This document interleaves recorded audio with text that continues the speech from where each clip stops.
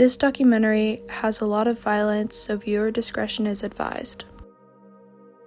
As a result of 40-plus years of violence, Afghanistan has one of the largest refugee populations in the world.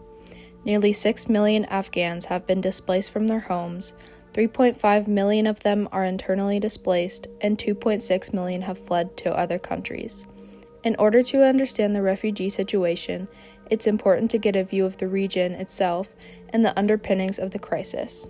Afghanistan, a country in the Middle East, is bordered to the west by Iran, east and south by Pakistan, and north by the Central Asian countries of Turkmenistan, Uzbekistan, and Tajikistan.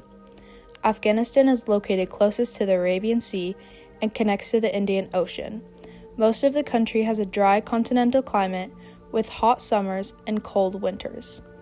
Temperatures during summers can rise to 122 degrees Fahrenheit, and winters can dip down to negative 13 degrees Fahrenheit.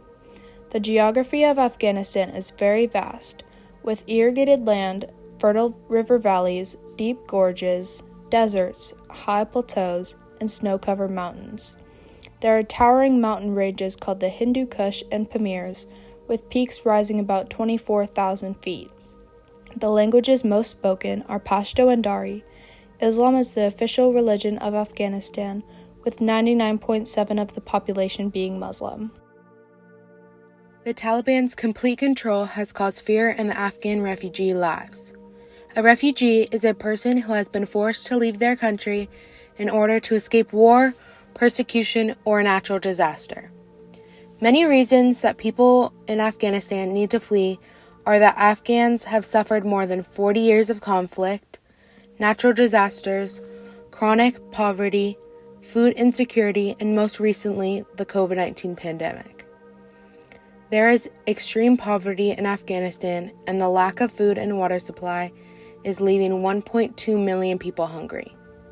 Most Afghan refugees are seeking refuge in Pakistan and Iran.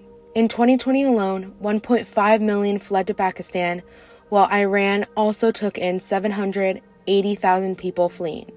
Additionally, 3.5 million are internally displaced persons.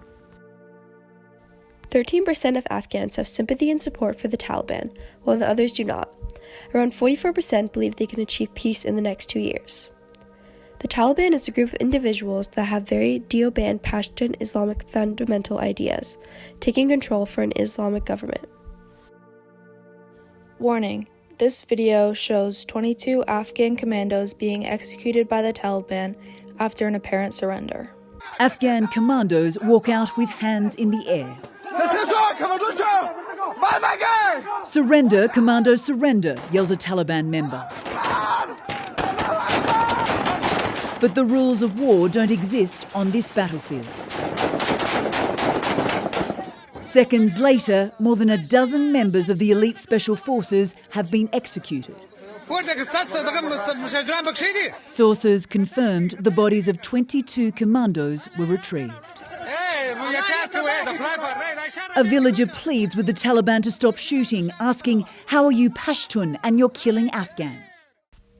The Taliban recently took back control after the U.S. troops left Afghanistan. It is incredibly dangerous to live in Afghanistan if you are not part of the Taliban, especially for women and children.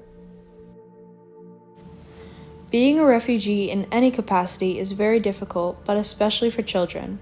There are 1.5 million Afghan child refugees. Children in Afghanistan don't have a normal childhood. Children are born into a country subject to extreme poverty and violence.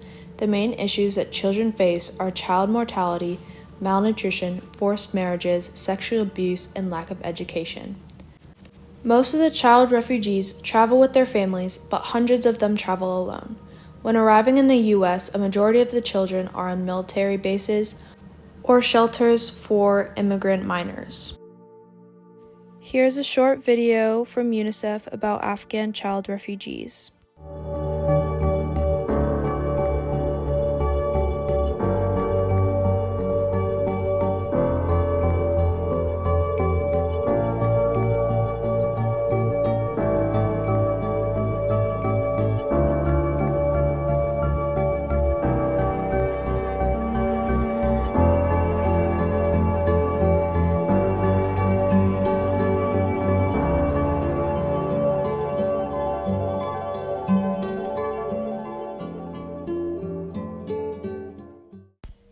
Afghanistan is very dangerous for both children and women.